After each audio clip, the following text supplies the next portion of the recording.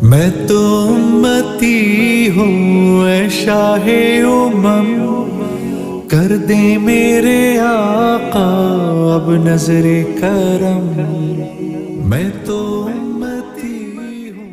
بسم اللہ الرحمن الرحیم، الحمد للہ رب العالمین، والعاقبۃ للمتقین، والصلاة والسلام علی سید الانبیاء والمرسلین، وعلی آلہ واصحابہ وازواجہ وذریاتہ واہل بیتہ اجمعین الی یوم الدین۔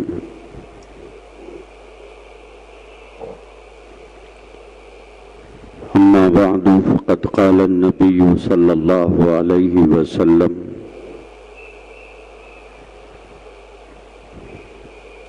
المسلم من سلم المسلمون من لسانہ ویدہ، او کما قال علیہ الصلاۃ والسلام۔ وقال صلی اللہ تعالی علیہ وسلم: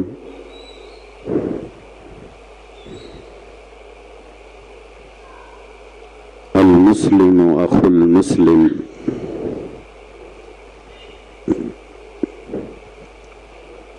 او کما قال علیہ الصلاۃ والسلام۔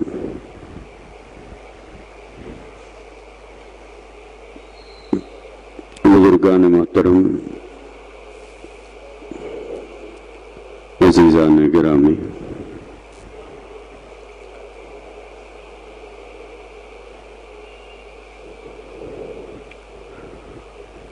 رسول اللہ صلی اللہ تعالی علیہ وآلہ وسلم نے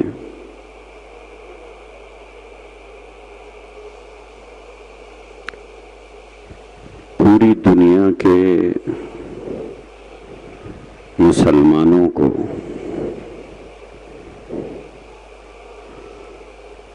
جو ایک اللہ کو ماننے والے ہوتے ہیں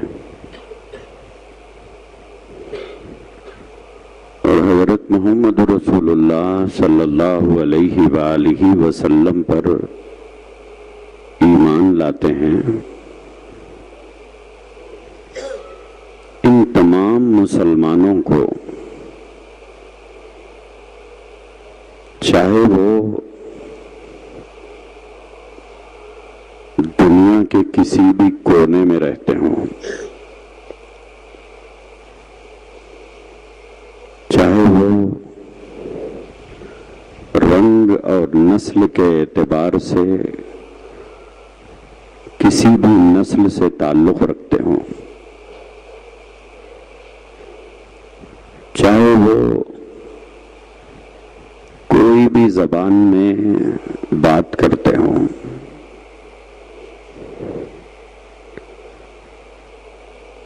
ان تمام لوگوں کو ایمان اور اسلام کی بنیاد پر ایک جگہ جمع فرمایا ہے، اور یہ ارشاد فرمایا: المسلم اخو المسلم،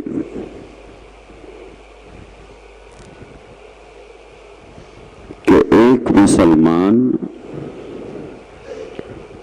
دوسرے مسلمان کا بھائی ہے۔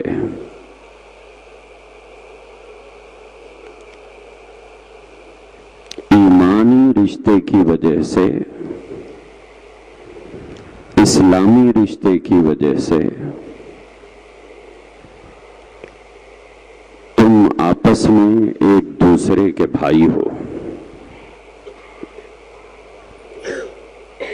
یہ رشتہ ایمان اور اسلام کی بنیاد پر ہے، اگرچہ کہ ہم لوگ آپس میں کوئی نسبی رشتہ نہیں رکھتے ہیں، رشتہ داری نسب کی وجہ سے نہیں ہے، رشتہ داری نکاح اور شادی کی بنیادوں پر نہیں ہے، لیکن ایک تیسرا رشتہ اللہ کے نبی نے بتایا ہے۔ عام طور پر رشتہ دو بنیادوں پر ہوتا ہے، یا نسب کی بنیاد پر ہوتا ہے یا مساہرت کی بنیاد پر ہوتا ہے، خونی بنیادوں پر، سسرالی بنیادوں پر۔ لیکن تمام مسلمانوں کا رشتہ آپس میں ایک دوسرے سے نسبی نہیں ہے، نہ ہی سسرال کی بنیاد پر ہے، لیکن اللہ کے نبی علیہ الصلوۃ والسلام نے ایک تیسرا رشتہ بتایا ہے، اور وہ تیسرا رشتہ ہے اسلامی رشتہ، وہ تیسرا رشتہ ہے ایمانی رشتہ، اور اس رشتے کی بنیاد پر تمام دنیا میں رہنے والے مسلمان آپس میں ایک دوسرے کے بھائی ہیں۔ المسلم اخو المسلم، کہ ایک مسلمان دوسرے مسلمان کا بھائی ہے۔ جاننے کے باوجود یا نہ جاننے کے باوجود رشتہ تو بہرحال اللہ کے نبی نے جوڑا ہے۔ ہم اسے پہچانتے ہوں یا نہ پہچانتے ہوں، اس سے کبھی ملاقات ہوئی ہو یا نہ ہوئی ہو، آمنا سامنا زندگی میں کبھی ہوا ہو یا نہ ہوا ہو، اگر وہ مسلمان ہے تو حضور فرماتے ہیں کہ وہ تمہارا بھائی ہے۔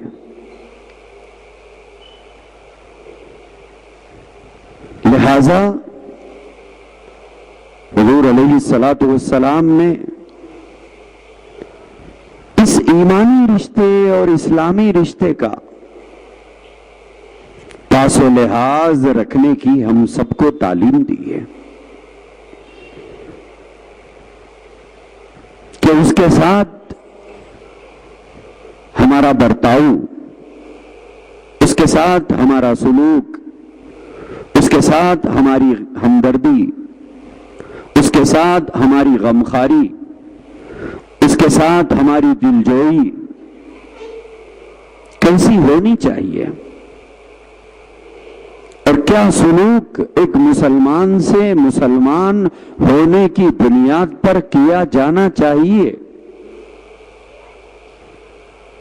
اس کی تعلیم تفصیل کے ساتھ اللہ کے نبی نے مختلف مواقع کے اوپر دی ہے۔ یہ فرمایا کہ تمہارا رشتہ ایمان اور اسلام کی بنیاد پر ہے، لہذا اللہ کے نبی علیہ الصلوۃ والسلام نے تمام دنیا میں بسنے والے مسلمانوں کو ایمان اور اسلام کی بنیاد پر ایک لڑی میں پرو دیا ہے۔ جیسے تسبیح کے دانے آپس میں ہوتے الگ الگ ہیں، لیکن ان کو ایک لڑی میں ڈال کر ایک جگہ باندھ دیا جاتا ہے تو ایسا محسوس ہوتا ہے جیسے ایک دوسرے سے جڑے ہوئے ہوں۔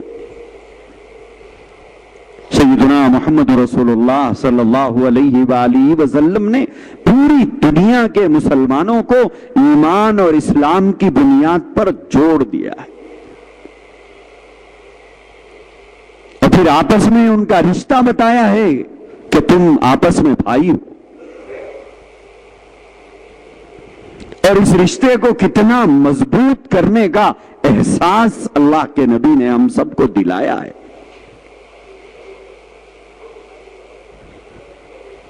اللہ کے نبی علیہ الصلوۃ والسلام نے فرمایا پوری دنیا میں بسنے والے مسلمان ایک جسد واحد کی طرح سے ہیں، ایک جسد واحد۔ ایک جسد واحد کا مطلب سر سے لے کے پیر تک یہ جو انسانی ڈھانچہ ہے اس ڈھانچے کے اندر کئی چیزیں ہیں اور ہر ایک کے نام الگ الگ ہیں. کسی کو آپ سر کہتے ہیں, کسی کو کان کہتے ہیں, کسی کو ناک کہتے ہیں, کسی کو آنکھ کہتے ہیں, کسی کو ہاتھ کہتے ہیں, کسی چیز کا نام پیر ہے تو کسی چیز کا نام انگلیاں ہیں.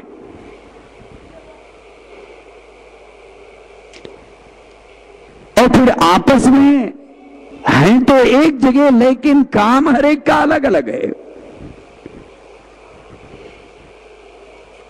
آنکھ اپنا کام کرتی ہے, کان اپنا کام کرتے ہیں, ناک اپنا کام کرتی ہے, دانت اپنا کام کرتے ہیں. اور جب ایک چیز کام کرنا چھوڑ دیتی ہے تو ایسا نہیں ہوتا کہ دوسرا وہ کام کرنا شروع کرتا ہو. آنکھ دیکھنا بند کر دیتی ہو تو کان دیکھنا شروع کر دیتے ہیں, ایسا نہیں ہوتا ہے. کان اگر سننا بند کر دیتے ہو تو ناک اس کی جگہ لے لیتی ہو, ایسا نہیں ہے. ہر چیز علیحدہ ہے, جدا ہے, اور ہر ایک کا کام الگ ہے, لیکن ہے پورے ایک ہی جسم کے اندر.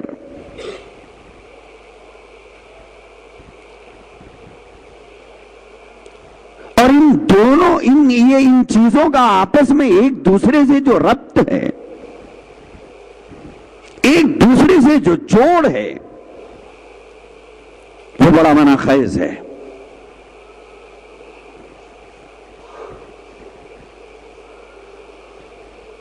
جسم کے کسی بھی حصے پر جب کوئی چیز چبھ جاتی ہو, یا جسم کے کسی حصے پر چوٹ آتی ہو, یا جسم کے کسی حصے پر تکلیف ہوتی ہو, اور جسم کا کوئی حصہ اگر بے چین ہو جاتا ہو, تو آپ نے دیکھا ہوگا کہ اس کی آنکھ سے آنسو روانہ ہو جاتے ہیں.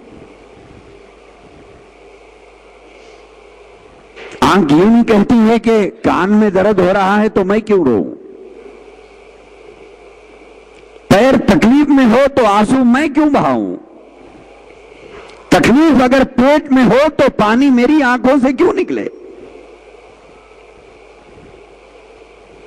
جسم کی ہر جگہ کی تکلیف کی ترجمانی کرتی ہے آنکھ. اسی لیے جب کسی کے آنکھوں سے آنسو رواں ہوتے ہیں اور کسی کے آنکھوں میں نمی آ جاتی ہے اور کسی کے آنکھ سے پانی بہنے لگتا ہے, تو آج دیکھنے والا بے اختیار پوچھ اٹھتا ہے کہ آپ کو کیا تکلیف ہے. وہ یہ نہیں سمجھتا کہ اس کی آنکھوں میں تکلیف ہے اور اس کے آنکھوں سے پانی بہ رہا ہے, یا اس کی آنکھوں میں درد ہے پانی بہ رہا ہے, یا اس کی آنکھ پر چوٹ لگی ہے اس لیے پانی بہ رہا ہے. نہیں, وہ سمجھتا ہے کہ اس کی آنکھ سے پانی بہنے کی وجہ کچھ تو ہے. وہ پوچھ بیٹھتا ہے کہ کہاں تکلیف ہو رہی ہے. اگر جسمانی نہیں ہے تو کیا روحانی ہے, روحانی نہیں ہے تو کیا ذہنی ہے, اگر ذہنی تکلیف نہیں ہے تو کیا دلی تکلیف ہے. تمہیں تکلیف ہے تبھی تو تمہاری آنکھ رو رہی ہے. گویا پورے انسانی ڈھانچے کے اندر اگر کہیں پر بھی تکلیف ہوتی ہو تو اس کا اظہار آنکھ کرتی ہے, وہ ظاہر کرتی ہے کہ اس 5 فٹ کے آدمی کو کوئی نہ کوئی تکلیف ہے, کوئی نہ کوئی غم ہے, کوئی نہ کوئی رنج ہے, کوئی نہ کوئی دکھ ہے, کوئی نہ کوئی درد ہے اس کو.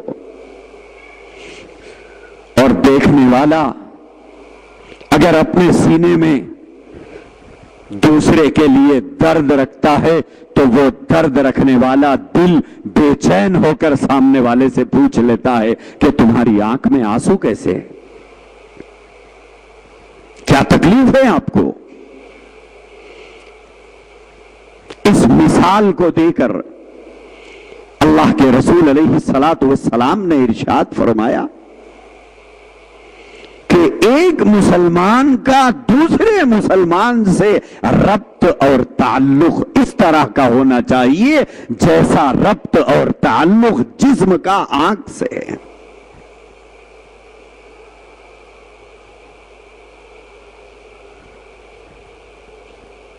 जिस्म के किसी भी हिस्से में तकलीफ होती हो तो आंख तड़प उठती है। जिस्म के किसी भी हिस्से में दर्द होता हो तो उसकी बेचैनियों का इजहार आंख करती है। अल्लाह के रसूल अलैहिस्सलातु वस्सलाम ने इरशाद फरमाया, सारी दुनिया में बसने वाले मुसलमान आपस में एक जसद वाहिद की तरह से है, एक जिस्म की तरह से है। अगर तुम्हें खबर मिले कि दुनिया के फला कोने में कोई मुसलमान आफत ज़दा है, कोई मुसलमान मुसीबत ज़दा है, कोई मुसलमान परेशान है, तो अल्लाह के नबी अलैहिस्सलातु वस्सलाम की अहादीस मुबारका हमें बता रही है कि तुम उसकी चोट अपने सीने पे महसूस करो। तुम्हारे हाथ में दर्द पर तुम्हारी आंख आंसू बहाती है। तुम्हारे जिस्म के किसी हिस्से की तकलीफ पर जैसी तुम्हारी आंख रोती है, तो दुनिया के किसी भी हिस्से में बसने वाले मुसलमान की तकलीफ को सुनकर तुम्हें ऐसी ही तकलीफ होना चाहिए जैसे तुम्हारे जिस्म के किसी हिस्से में तकलीफ हो रही हो। आप अंदाजा करके देखिए कितना मजबूत रिश्ता अल्लाह के नबी ने ईमान और इस्लाम की बुनियाद पर हमारे दरमियान में बनाया है। और इस रिश्ते का कितना एहसास सहाबा इकराम रिजवानुल्लाहि ताला अलैहिम अजमईन ने अपने दिलों में लिया था, और किस दर्जा अपने मुसलमान भाई के दुख और दर्द को पहचानते थे हजराते साहब इकराम। अल्लाह के नबी ने इतना करीब किया है एक मुसलमान से दूसरे मुसलमान को, इतना ताल्लुक बताया है एक मुसलमान से दूसरे मुसलमान का। एक हदीस के अंदर अल्लाह के नबी ने फरमाया, अल मुमिनु लिल मुमिनी कल बुनियान यशुद्दु बाज़ुहु बाज़ा।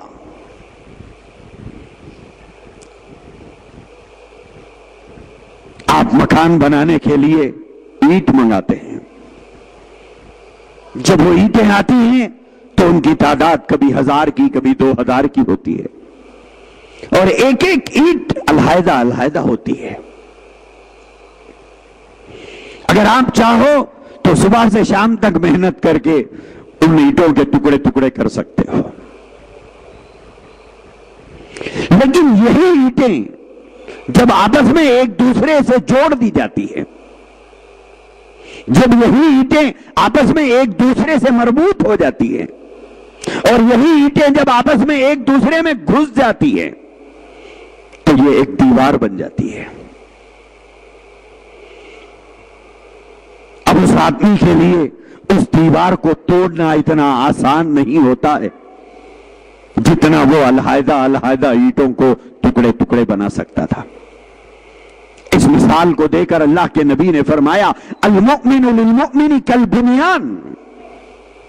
एक मोमिन दूसरे मोमिन के लिए, एक मुसलमान दूसरे मुसलमान के लिए एक दीवार की तरह से, तो यशुद्दु बाज़ुहु बाज़ा, एक दूसरे में घुसकर, जैसे एक ईंट दूसरे ईंट को, एक पत्थर दूसरे पत्थर को, ईंट और गारा एक दूसरे से मिलकर जैसे मजबूत हो जाते हैं, ऐसे ही एक मुसलमान दूसरे मुसलमान का मुआविन बनकर एक मुआशरे को एक दीवार की तरह से बना सकता है।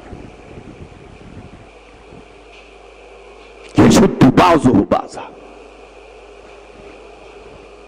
पूरी दुनिया के मुसलमानों को ईमान और इस्लाम की बुनियाद पर अल्लाह के नबी अलैहिस्सलातु वस्सलाम ने एक कुम्बे की तरह बना दिया। इसी को कुरान करीम ने बयान किया है, मुहम्मदुर रसूलुल्लाह वल्लज़ीना माअहु अशिद्दाउ अलल कुफ्फार रुहमाउ बैनहुम। क्या सिफात, کیا خوبیاں حضرات صحابہ کرام رضوان اللہ تعالی علیہم اجمعین کے اندر کوٹ کوٹ کر بھری ہوئی تھی کہ خدا تعالی آسمانوں پہ بیٹھ کر ان کی تعریف پر اتر آیا ہے۔ میری تعریف آپ کریں، آپ کی تعریف میں کروں، یہ تو ممکن ہے۔ انسان کی تعریف انسان کرے یہ تو ممکنات میں سے ہے، لیکن انسان کی تعریف خدا کرے یہ کوئی آسان بات ہے؟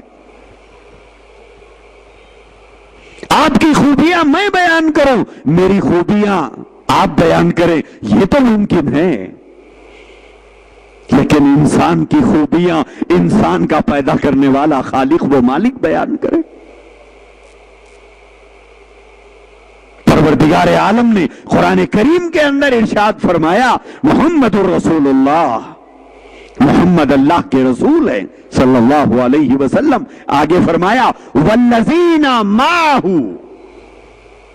سیدھا سادہ ترجمہ ہے والذین معہ، اور جو لوگ ان کے ساتھ رہتے ہیں۔ ساری دنیا جانتی ہے کہ آپ کے ساتھ کون رہتے تھے، صحابہ کرام رہتے تھے۔ ان کی دو صفات یہاں بیان کروں گا میں، آگے اور بھی بہت سی صفات ہیں۔ اللہ نے بیان فرمایا والذین معہ اشداء علی الکفار، ان کا مزاج بیان فرمایا، ان کا مزاج یہ تھا کہ کفر سے سمجھوتا ان کا مزاج نہیں تھا، ان کا مزاج کفر سے سمجھوتے کا نہیں تھا۔ کفر اور کافرانہ مزاج سے سمجھوتا ان کے مزاج میں نہیں پایا جاتا تھا۔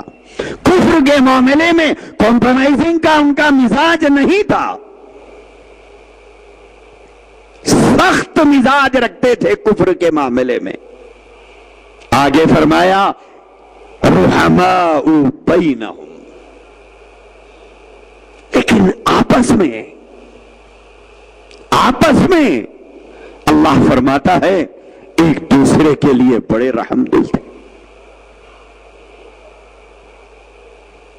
آپس میں نہ بغض تھا، نہ عناد تھا، نہ دشمنی تھی، نہ کینہ تھا، نہ حسد تھا، نہ بغض تھا، نہ عداوتیں پالتے تھے، نہ ایک دوسرے کا برا چاہتے تھے، نہ ایک دوسرے کو برباد کرنے کی سازشیں کرتے تھے، نہ ایک دوسرے کی تباہی کے سامان تیار کرتے تھے، نہ ایک دوسرے کو نقصان پہنچانے کی پلاننگ کرتے تھے، نہ ایک دوسرے کو دکھ اور درد پہنچانے کے منصوبے بناتے تھے، نہیں، بلکہ فرمایا رحماء بینہم، وہ آپس میں ایک دوسرے کے لیے ترس کھاتے تھے۔ ان کے قلب و جگر میں اپنے مسلمان بھائی کے لیے درد تھا، احساس تھا، فکر تھی، ان کے دکھ پر ان کے آنکھوں میں آنسو آتے تھے، ان کے گھر کے واقعے انہیں بے چین کر دیتے تھے، ان کے گھروں کی پریشانیاں انہیں بے قرار کر دیتی تھی۔ کیوں؟ انہیں احساس تھا اس بات کا یہ میرا ایمان والا بھائی ہے، انہیں احساس تھا اس بات کا یہ میری ایمان والی بہن ہے، انہیں احساس تھا اس بات کا یہ میرے ایمان والے بھائی کے یتیم بچے ہیں، یہ میری ایمان والی بہن کے یتیم بچے ہیں، یہ میری بیوہ ایمانی بہن کے یتیم بچے ہیں۔ انہیں احساس تھا، اور یہ احساس حضرات صحابہ کرام رضوان اللہ تعالی علیہم اجمعین میں کس درجہ تھا، کس درجہ احساس تھا۔ حدیث پاک کے اندر واقعات تاریخ میں لکھے ہوئے ہیں۔ ایک صاحب کے گھر میں بکری ذبح ہوئی، انہیں خیال آیا کہ میرا فلاں ساتھی اس وقت گھریلو پریشانیوں سے دوچار ہے، مصیبت زدہ ہے، اس کا گھر فاقوں کی زد میں ہے، لہذا انہوں نے بکری کا سرا اور اس کے پیر اپنے اس ساتھی کے گھر بھیجا دیا۔ وہ پہلے سے مفلوق الحال، مفلس اور گھریلو حالات سے پریشان، جب یہ بکری کا سرا ان کے گھر پہنچا، گھر میں فاقے چل رہے ہیں، بھوک بے قرار کر رہی ہے، بچے بےتاب ہیں، لیکن انہیں خیال آیا کہ میں ضرورت مند تو ضرور ہوں، میں محتاج تو ضرور ہوں، بھوک اور افلاس تو مجھے ستا رہی ہے، کھانا تو چاہیے اور یہ آیا ہوا ہدیہ استعمال کرنا تو چاہیے اور اپنی پیٹ کی بھوک کو بجھانا تو چاہیے، لیکن مجھ سے زیادہ ضرورت مند میرا فلاں مسلمان بھائی ہے جو مجھ سے پہلے سے بھوکا ہے، مجھ سے پہلے سے، میرے گھر سے پہلے سے اس کے گھر میں فاقے چل رہے ہیں، میرے بچوں سے پہلے سے اس کے بچے فاقوں کی زد میں ہیں، وہ مجھ سے زیادہ ضرورت مند ہے، کیوں نہ میں اپنے رب کی رضا کے لیے یہ آیا ہوا ہدیہ اور تحفہ اپنے بھائی کے گھر بھیج دوں۔ لہذا انہوں نے اپنے گھر والوں کو راضی کر لیا اس بات پر کہ ایک دن کا فاقہ اور برداشت کر لیں اور خدا کی مدد کا انتظار کر لیں اور اس صبر کا اجر اللہ سے پالیں اور اس آئے ہوئے ہدیے اور تحفے کو اپنے فلاں مسلمان بھائی کے گھر میں بھیج دیں جو ہم سے زیادہ ضرورت مند ہے۔ لہذا انہوں نے اس بکری کے سرے کو اپنے مسلمان بھائی کے گھر بھیج دیا۔ صحابہ کرام کے واقعات اگر صحیح ثبوتوں سے اور ٹھوس ثبوتوں سے اگر ہمارے پاس نہ آتے ہوتے تو ان واقعات پر یقین کرنا کے لیے عقل مانتی نہیں تھی۔ کیا دنیا میں ایسے بھی انسان گزرے ہیں؟ کیونکہ ان کے سینوں میں بھی ایسے ہی دل تھے جیسے ہمارے سینوں میں ہے، ان کے پیٹوں میں بھی ایسی بھوک لگتی تھی جیسی بھوک ہمارے پیٹ میں لگتی ہے، اور بھوک کی بےتابیاں انہیں بھی ایسے ہی بے قرار کرتی تھی جیسے ہمیں بے قرار کرتی ہے، اور تکلیفوں کا درد اور احساس ان کے جسم کو محسوس ہوتا تھا جیسے ہمیں محسوس ہو رہا ہے۔ لیکن واقعات اتنے سچے ثبوتوں کے ساتھ آئے ہیں، انکار نہیں کیا جا سکتا۔ جب یہ صحابی اپنے گھر کو آیا ہوا بکری کا سرا اپنے دوست کے بعد بھیج دیا اپنے سے زیادہ ضرورت مند سمجھ کر، تو اس دوست نے بصد خوشی اسے قبول تو کر لیا، لیکن ان کے علم میں ایک تیسرا صحابی تھا جو ان سے زیادہ ضرورت مند تھا۔ پہلے نے دوسرے کے پاس، دوسرے نے تیسرے کے پاس، تیسرے کے پاس سے وہ بکری کا سرا چوتھے گھر کو پہنچا۔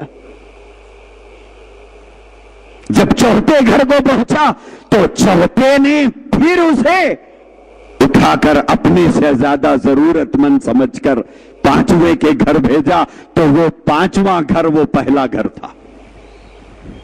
بکری کا سرا گھوم کر پھر پہلے گھر کو آ گیا۔ کس درجہ واقف رہتے تھے ایک دوسرے کے گھریلو حالات سے، کس درجہ واقف رہتے تھے ایک دوسرے کے مالی کیفیتوں سے، اور کس درجہ اپنے بھائی کے لیے منصوبے اپنے ذہن و دماغ میں رکھتے تھے صحابہ کرام۔ تبھی تو قرآن کریم نے فرمایا اشداء علی الکفار رحماء بینہم، کہ کفر کے معاملے میں مزاج ان کا بڑا سخت ہے، کفر سے سمجھوتا نہیں کرتے، لیکن آپس میں بڑے رحم دل ہیں، ایک دوسرے کے دکھ اور درد کا اس درجہ احساس رکھتے تھے کہ اپنے گھر کو فاقوں کی زد میں رکھ کر، اپنے پیٹ کو بھوک اور پیاس کی شدت میں مبتلا رکھ کر اپنے بھائی کی بھوک اور پیاس کا احساس کرتے تھے۔ یہ کوئی بھائی ان کا نسبی بھائی نہیں تھا، ان کا سسرالی بھائی نہیں تھا، ان کے باپ کے ذریعے سے رشتہ جڑا ہوا سگا بھائی نہیں تھا، بلکہ رشتہ ایمانی تھا، اسلامی تھا، اور اسلامی بنیادوں پر اپنے اسلامی بھائی کی مدد کرتے تھے۔ آج سگا بھائی اپنے بھائی کی بھوک کا احساس کرنے تیار نہیں ہے۔ اس درجہ بے رحمی اور اس درجہ خساوت قلبی آج ہمارے سینوں میں پائی جا رہی ہے۔ وہاں تو ایمانی بھائی سے ہمدردی تھی، اسلامی بھائی سے ہمدردی تھی۔ آج پڑوس میں بھائی رہتا ہے، پڑوس میں بیوہ بہن رہتی ہے، پڑوس میں غریب بہن رہتی ہے، پڑوس میں بھانجیاں اور بھتیجیاں رہتے ہیں، پڑوس میں بھانجے اور بھانجیاں رہتی ہیں، اور ہمیں معلوم ہے وہ مفلس ہیں، وہ لاچار ہیں، کوئی یتیم ہے، کوئی بیوہ ہے، کوئی مجبور ہے، کوئی مخدر کا مارا ہے، کوئی تقدیر کا مارا ہوا ہے، اور ان کے گھر میں کھانے کے لیے مسئلہ ہے، دانے کا مسئلہ ہے، عید برات آ رہی ہے، کپڑوں کا مسئلہ ہے، بیمار ہیں، علاج کا مسئلہ ہے۔ ہمارے سنگ دل سینے پہ کوئی اثر نہیں ہوتا، کوئی اثر نہیں ہے۔ اور وہاں اللہ کے نبی فرما رہے ہیں کہ تم آپس میں بھائی ہو، پرائے تو پرائے، اپنے تو اپنے، وہاں تو پرائوں سے ہمدردی کی تعلیم دی ہے۔ کیوں؟ اللہ کے نبی نے فرمایا تم بھائی ہو آپس میں، تمہارا ایک دوسرے کے درمیان میں ایمانی رشتہ ہے۔ اسی لیے اللہ کے نبی نے اس رشتے کے تعلق سے جو ہدایات دی ہیں، ان ہدایات میں یہ ارشاد فرمایا المسلم من سلم المسلمون من لسانہ و یدہ، فرمایا کہ جب تک کسی مسلمان کے ہاتھ سے اور اس مسلمان کی زبان سے دوسرا مسلمان محفوظ نہ رہے گا، فرمایا کہ تم اپنے ہاتھ سے، اپنی زبان سے کسی دوسرے مسلمان کو اذیت مت پہنچاؤ، تب تم ایک کامل مسلمان بنو گے، کامل ایمان والے بنو گے۔ کسی پر ہاتھ اٹھاتے ہوئے سوچو، کسی پر زبان کستے ہوئے سوچو، کسی پر کوئی لفظ کستے ہوئے سوچو، کسی پر انگلی اٹھاتے ہوئے سوچو، کسی کے بارے میں زبان کھولتے ہوئے سوچو۔ کیوں؟ المسلم من سلم المسلمون من لسانہ و یدہ، حضور نے فرمایا مومن وہ ہے جس کے ہاتھ سے، جس کی زبان سے دوسرا مسلمان محفوظ رہے۔ حضور علیہ الصلوۃ والسلام نے پوری دنیا کے مسلمانوں کو ایک لڑی میں پرو دیا، جیسے تسبیح کے دانوں کو ایک لڑی میں پرو دیا جاتا ہے، اور آپس میں ایک دوسرے کے ساتھ ہمدردی کرنے کا، ایک دوسرے کے ساتھ غمخواری کرنے کا، ایک دوسرے کا تعاون کرنے کا، ایک دوسرے کے معاون بننے کا، ایک دوسرے کے مددگار بننے کا، ایک دوسرے کے ساتھ ہمدردی کرنے کا، ایک دوسرے کی غمخواری کے اندر شریک ہونے کا، دوسرے کے دکھ اور درد کو بانٹنے کا، دوسرے کے غم میں شریک ہونے کا، دوسرے کے تکلیف میں کام آنے کا۔ اللہ کے نبی کی دوسریوں حدیثیں ہمیں سبق دیتی ہیں، ہمیں سبق دیتی ہے۔ کیوں؟ ایمان والوں کی یہی خوبیاں بیان کی گئی ہے۔ آپ سوچ کے دیکھیے، جب ایک ایمان والے میں یہ خوبیاں پیدا ہو جائے اور ایمان والوں میں یہ صفات آ جائے تو اس کا گریڈ کیا ہوگا؟ وہ اپنے آپ کو اپنی سماج میں، اپنے معاشرے میں، اپنے محلے میں، اپنی بستیوں میں کتنا بلند محسوس کرے گا، اور ایسے شخص کے ساتھ کیا برتاؤ کیا جائے گا، کیا سلوک کیا جائے گا۔ آج یہ سب کچھ ہمارے محلوں سے رخصت ہو گیا، ہماری بستیوں سے رخصت ہو گیا۔ اب بستیاں تو بستیاں، خاندانوں میں رخصت ہو گیا، خاندان تو خاندان، ایک ماں باپ کی پوری اولاد میں یہ چیز باقی نہیں رہ گئی۔ وہاں تو ہمدردی ایمان کی بنیاد پر کرنے کے لیے کہا گیا، چاہے تمہارا اس سے کوئی رشتہ ہو یا نہ ہو۔ لیکن یہاں سگے بھائی کے ساتھ یہ ہمدردی نہیں، سگی بہن کے ساتھ یہ ہمدردی نہیں۔ حد یہ ہو گئی کہ اولاد کا ماں باپ کے ساتھ بے رحمانہ سلوک۔ ہم لوگ کس درجے نیچے اتر گئے۔ اللہ کے نبی نے ہمیں کیا صفات سکھائے، کیا خوبیاں ہماری بیان کی۔ اور کن بنیادوں پر اللہ کے نبی نے اس امت کو تیار کیا، لیکن ہم نے اپنے سینوں میں بے رحمی اور خساوت قلبی اس درجہ پال لی ہے کہ درندے جیسے بے رحم ہوتے ہیں ہم اتنے ہی بے رحم ہیں۔ جیسے درندہ کسی انسان کو پھاڑ کھاتے ہوئے نہیں سوچتا ہے کہ اس کا کیا نقصان اس کے کھانے سے اس کے پریوار کو ہو سکتا ہے، اس کے خاندان کو ہو سکتا ہے، اس کے گھر والوں کو ہو سکتا ہے، اس کے خاندان والوں کو ہو سکتا ہے، جیسے وہ بھیڑیا انسان کے انجام کو سوچے بغیر جیسا اس کا خون چوس لیتا ہے، ایسے ہمارے سماج اور معاشرے میں کئی بھیڑیے موجود ہیں، کئی بھیڑیے موجود ہیں جو زمین کے لیے اپنے مسلمان بھائی کا خون کر دیتے ہیں، جو پیسے کے لیے اپنے مسلمان بھائی کا خون بہا دیتے ہیں، جو دولت کے لیے اپنے مسلمان بھائی کو ذبح کر دیتے ہیں۔ تو جنگل میں بسنے والے اس چوپائے کی بے رحمی کا ماتم ہم کیوں کریں؟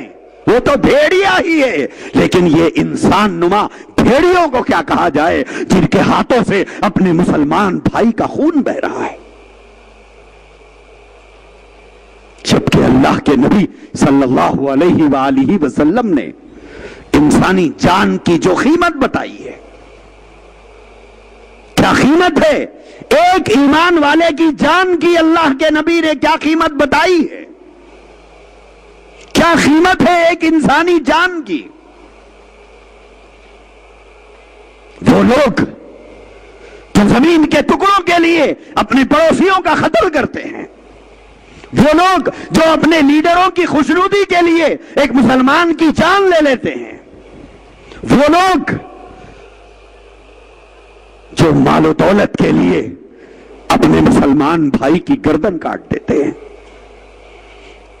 وہ لوگ جو مال کے چند ٹکڑوں کے لیے اپنی بیوی کے گلے میں پھندا ڈال کر پھانسی چڑھا دیتے ہیں، وہ لوگ جو اپنی بہو کو آگ کی نظر کر دیتے ہیں، انہوں نے کبھی سوچا بھی ہے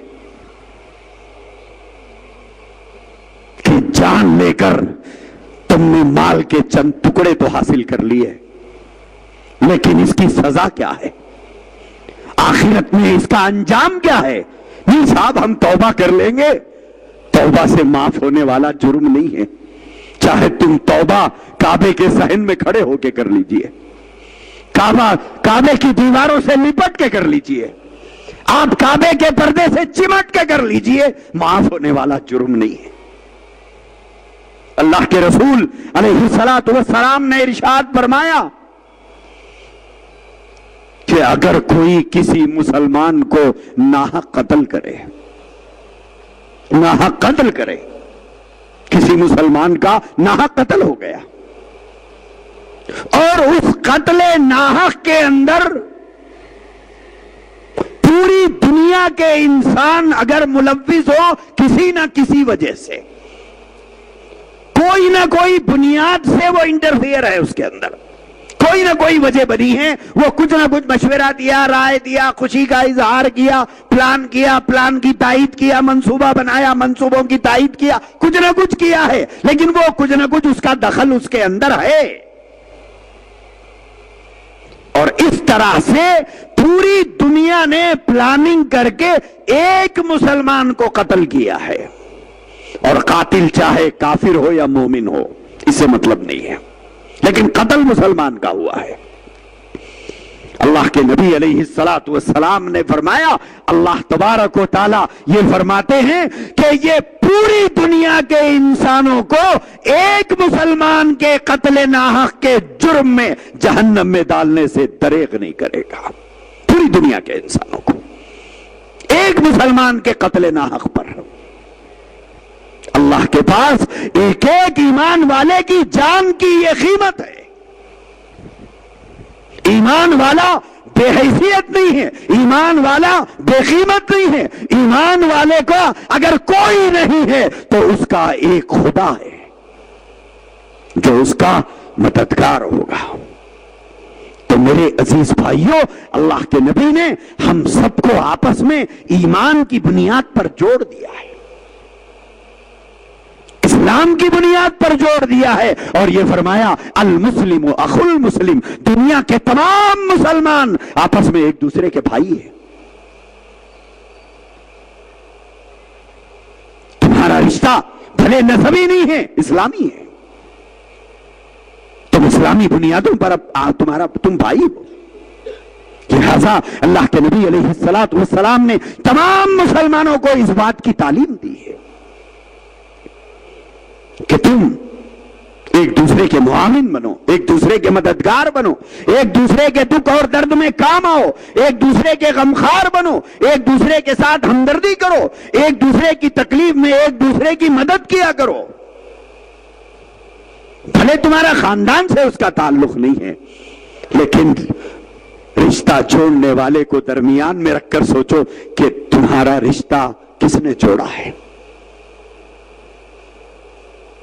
بھلے اس مسلمان کی کوئی اہمیت نہیں ہے، لیکن درمیان میں ایک ذات ہے، وہ جناب محمد رسول اللہ صلی اللہ علیہ وسلم کی ذات مقدس ہے، جو ہم دونوں کو آپس میں ملائی ہے، آپس میں جوڑ بتایا ہے۔ اسی لیے میرے عزیز بھائیوں اور بزرگوں، آج ہمارے سماج میں، آج ہمارے معاشرے میں اس چیز کی کمی پائی جا رہی ہے کہ ہم مسلمان کی عزت بحیثیت مسلمان نہیں کر رہے ہیں۔ ہم نہیں سمجھ رہے ہیں کہ یہ اسلامی بنیادوں پر مجھے اس کے ساتھ ہمدردی کرنا ہے، ایمانی بنیادوں پر مجھے اس کے کام آنا ہے، اسلامی بنیادوں پر میں اس کا معاون بننا ہے، اس کے دکھ میں شریک ہونا ہے، اس کے درد میں شریک ہونا ہے۔ اب خفاوت قلبی اور بے رحمی کا یہ حال ہے کہ محلے میں اگر کسی کا انتقال ہو جائے تو جنازے میں شریک نہیں ہوتے۔ اب اس سے زیادہ بے رحمی اور کیا ہو سکتی ہے؟ اس سے زیادہ بے رحمی کی اور کیا مثال دی جا سکتی ہے کہ زندگی کا آخری سفر آدمی طے کر رہا ہے اور ہمیشہ کے لیے دنیا سے کوچ کر رہا ہے، اور دنیا میں کبھی لوٹ کے آنے والا نہیں ہے، پھر کبھی اس سے الگ سلیک نہیں ہونے والی ہے، پھر کبھی اس کا دیدار نہیں ہونے والا ہے، پھر کبھی اس کا اور ہمارا آمنے سامنا نہیں ہونے والا ہے، اور آخری سفر پہ وہ زندگی کے روانہ ہو رہا ہے، تو اس کو ودا کرنے کے لیے بھی ہم جانے تیار نہیں ہیں۔ بے رحمی اس درجہ ہو گئی ہے، جنازے کی تدفین میں بھی دھوپ اور چھاؤں دیکھی جا رہی ہے۔ صاحب کیا ہی اچھا ہوتا مغرب میں تدفین ہو جاتی، چھاؤں رہتی، اور دھوپ میں دوپہر میں تدفین ہو رہی ہے، لہذا کہاں کی دھوپ کہاں جائے۔ لیکن ہم یہ نہیں سوچتے خدا اگر ایسا وقت لا دیا کہ ہماری نماز جنازہ ظہر میں ہو اور تدفین بھی ظہر میں ہو، اور وہ مئی کا مہینہ ہو اور کڑی دھوپ ہو، اور ہر آدمی یہی کہہ کے رخصت ہو جائے کہ اگر نماز جنازہ مغرب میں ہوتی، تدفین عشاء کے بعد ہوتی، موسم ٹھنڈا ہوتا اور ہوائیں ٹھنڈی ٹھنڈی چلتی اور موسم کے اندر مزہ آتا، تو اس مزے کے لیے میں جاتا، تو جنازے میں ہماری اولاد کے علاوہ شاید کوئی اور نہیں ہوتا۔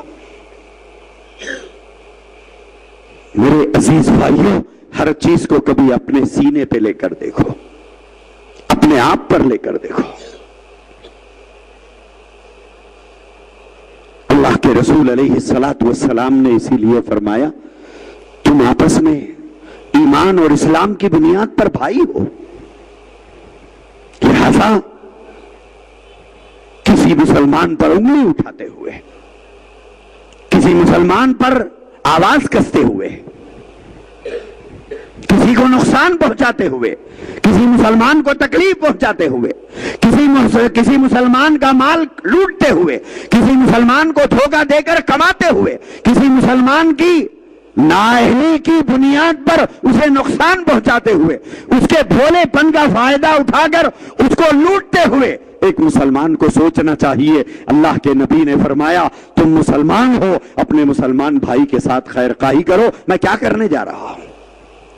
میں کیا کرنے جا رہا ہوں؟ میرے نبی نے تو مجھے یہ تعلیم دی ہے، تم مسلمان ہو تو اپنے مسلمان بھائی کو اپنے ہاتھ سے بھی تکلیف مت پہنچاؤ، اپنی زبان سے بھی تکلیف مت پہنچاؤ۔ کیا کیا ہمارا مسلمان بھائی آج ہمارے ہاتھوں سے محفوظ ہے؟ ہمارا مسلمان بھائی کیا ہماری زبانوں سے محفوظ ہے؟ صبح سے شام تک کتنے مسلمان بھائیوں کی عزت ہماری زبانوں سے عزت ریزی ہو رہی ہے؟ یہ ہاتھ کتنے مسلمان بھائی کو نقصان پہنچا رہے ہیں؟ یہ دماغ کتنے مسلمانوں کو نقصان پہنچانے کے منصوبے روزانہ بنا رہا ہے؟ کس کس کو نقصان پہنچانے کی تمنائیں ہم اپنے سینوں میں پال رہے ہیں؟ میرے عزیز بھائیوں، ان حدیثوں کے آئینے میں اپنی صورت بھی تو دیکھ لو، اس کے بعد فیصلہ کرو ایمانی اعتبار سے میں کہاں کھڑا ہوا ہوں، اسلامی اعتبار سے کہاں کھڑا ہوا ہوں۔ خالی نماز روزہ دین نہیں ہے، خالی نماز روزے کا نام دین نہیں ہے۔ نماز پڑھ لینا، روزہ رکھ لینا، قرآن پڑھ لینا، تسبیح پڑھ لینا، اس کا نام دین نہیں ہے، یہ عبادات ہے۔ صرف اسی کا نام دین نہیں ہے۔ میرے عزیز بھائیوں، یہ عبادات ہے۔ اگر اس میں کمی بیشی ہوتی ہے تو یہ سوال اللہ کرنے والے ہیں، اور اس کی کمی کو اللہ معاف کرنے والے ہیں۔ لیکن یہ جو دوسرے معاملات ہیں، نقصان پہنچانے کے، تکلیف پہنچانے کے، عزت ریزی کرنے کے، اذیتیں پہنچانے کے، دلوں کو ٹھیس پہنچانے کے، دماغوں کو جھنجھوڑ دینے کے، مال کو لوٹ لینے کے، زمینوں کے دبا لینے کے، کاروباروں کو برباد کرنے کے منصوبے بنانے کے، دوسروں کے مکانات کو نقصان پہنچانے کے، دوسروں کو جسمانی اور ذہنی تکلیف پہنچانے کے یہ جو کارنامے انجام دے رہے ہیں، کیا یہ سب گناہ خدا معاف کرنے والا ہے؟ اللہ نے کہہ دیا کہ میں نہیں معاف کرنے والا ہوں۔ کیوں؟ اس کا تعلق مجھ سے نہیں ہے، اس کا تعلق جس سے ہے اس سے معافی چاہو۔ عبادت کا تعلق مجھ سے تھا، تو نے معافی مانگ لی، میں نے معاف کر دیا، لیکن اس کا مال لوٹ کے مجھ سے معافی کیوں چاہ رہا ہے؟ اگر کوئی آدمی آپ کو تھپڑ رسید کرے، آپ کو گھوسا رسید کرے، اور جا کر آپ راستہ چلنے والے سے یہ کہے کہ صاحب میں ان کو تھپڑ مار دیا، میں آپ کو سوری بول رہا ہوں، ایکسپٹ ہے یہ؟ آپ ایکسپٹ کریں گے اسے؟ اسی طرح اگر اللہ کے کسی بندے کو آپ نے تکلیف پہنچائی اور معافی اللہ سے چاہتے ہیں تو اللہ فرماتے ہیں کہ میں نہیں معاف کرنے والا۔ لہذا ایک مسلمان دوسرے مسلمان کے معاملے میں سوچے، غور کرے، اپنے ہاتھوں کو کسی کے اوپر ناحق نہ اٹھائے، اپنی زبان کو ناحق کسی کے بارے میں نہ کھولے۔ بے ساختہ قینچی کی طرح چلتی ہے ہماری زبانیں کسی کے بھی معاملے میں، کسی کے بھی معاملے میں، چاہے تحقیق ہو یا نہ ہو، معلومات ہو یا نہ ہو، سچی روایتوں سے بات ہمارے تک پہنچی ہو یا نہ پہنچی ہو، لیکن زبان تو ہم چلانا چاہتے ہیں۔ صاحب آپ دیکھے کیا؟ نہیں دیکھا، پھر کیوں بول رہی؟ نہیں میں سنا۔ کس سے سنے آپ؟ بولے فلاں صاحب سے سنا۔ وہ صاحب دیکھے؟ بولے نہیں، انہوں بھی سنے کہتے، بس سنے کہتے، بس سنے کہتے کے نام کے اوپر 100 آدمی جھوٹ بولتے جا رہے ہیں، 100 آدمی عزت ریزی کر رہے ہیں۔ اللہ کے نبی نے فرمایا کفا بالمرء کذبا ان یحدث بکل ما سمع۔ حضور نے فرمایا آدمی کے جھوٹا ہونے کے لیے اتنی بات کافی ہے کہ ہر سنی سنائی بات کو بغیر تحقیق کے بیان کرتے ہیں، بغیر کسی تحقیق کے۔ کتنے یہ الیکشن کا مومنٹ تھا، کتنی زبانیں آلودہ ہوئی ہوں گی، سوچئے ہم نے کس کس کے اوپر کیا کیا تبصرے کیے، کیا کیا الزامات لگائے، کیا کیا بہتان اٹھائے، کیا کیا طوفان ہماری زبانوں نے نہیں برپا کیا ہوگا۔ معافی کس سے چاہو گے؟ اللہ سے۔ وہ اندیکھی چیزیں جس پر ہم لوگوں نے تبصرے کیے ہیں، وہ اندیکھے حالات جس پر ہم نے الزامات لگائے ہیں، تہمتیں کھڑے کی ہے، طوفان کھڑا کیا ہے، بہتان کھڑا کیا ہے، زبان سے جملے تو نکل گئے، ما یلفظ من قول الا لدیہ رقیب عتید۔ قرآن مجید کہتا ہے تمہارے پیچھے ایک نگران لگا ہوا ہے، تمہارے زبان کے ہر جملے کو لکھ رہا ہے۔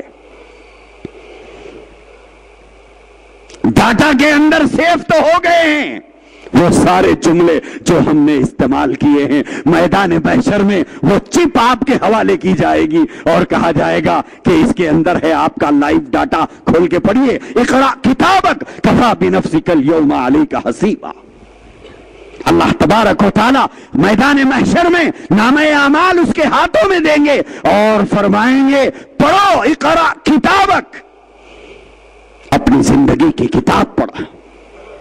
جب وہ کھول کے دیکھے گا لا یغادر صغیرۃ ولا کبیرۃ الا احصاها، انسان کہہ اٹھے گا پروردگار عالم اس میں تو ان باتوں کا تذکرہ ہے جو میرے علاوہ کوئی نہیں جانتا تھا، میں نے چھپ کر کیا تھا، اندھیرے میں کیا تھا، رات کی اندھیری گلیوں میں کیا تھا، اندھیاروں میں کیا تھا، غاروں کی تہ میں جا کے کیا تھا، جھاڑوں کی اوٹ پہ جا کے کیا تھا، پہاڑوں کی چوٹیوں پہ جا کے کیا تھا۔ پروردگار عالم اس چیز کو تو کسی نے نہیں دیکھا تھا اور میری موت تک میرے اس عمل سے کوئی واقف نہیں تھا، پھر اس کتاب میں کہاں سے آ گیا؟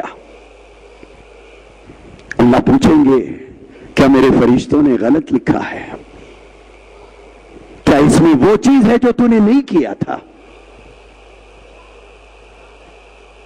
میرے عزیز بھائیوں اور بزرگوں، ایک مسلمان کو اپنے دوسرے مسلمان بھائی کے بارے میں محتاط رہنے کا حکم دیا، محتاط رہنے کا حکم دیا۔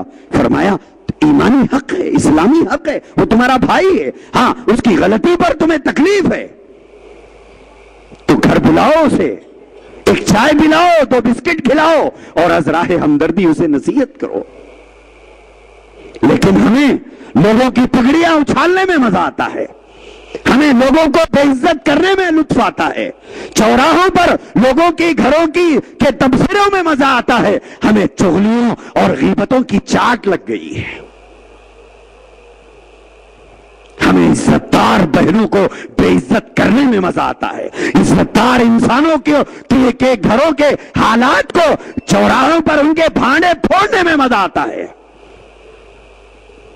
لیکن نقصان اس کا نہیں ہے، نقصان آپ اپنی خبر برباد کر رہے ہیں، آپ اپنی آخرت خراب کر رہے ہیں اور اللہ کی طرف سے ملنے والی جنت سے محرومی کا سامان تیار کر رہے ہیں۔ اللہ سے دعا کیجئے خداوند قدوس ایسے اخلاق رذیلہ سے ہماری حفاظت فرمائے۔ وآخر دعوانا ان الحمد للہ رب العالمین۔